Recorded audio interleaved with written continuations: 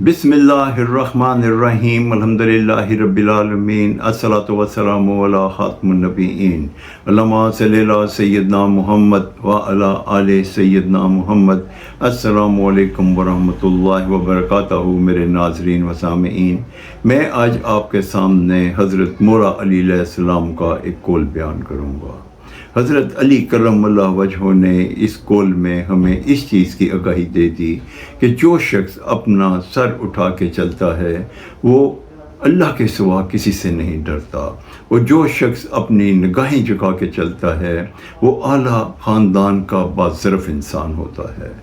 हज़रत मौला अली अलैहिस्सलाम ने फरमाया कि अपना सर उठा के चलो, क्योंकि तुम अल्लाह के सिवा किसी से नहीं डरते, और अपनी निगाहें झुका के चलो ताकि पता चल सके कि तुम आला और इज़्ज़तदार घराने से तल्लुक़ रखते हो।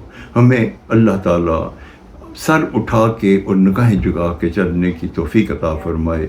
आमीन या रब्बुल आलमीन। अस्सलामु अलैकुम व रहमतुल्लाहि व बरकातहू।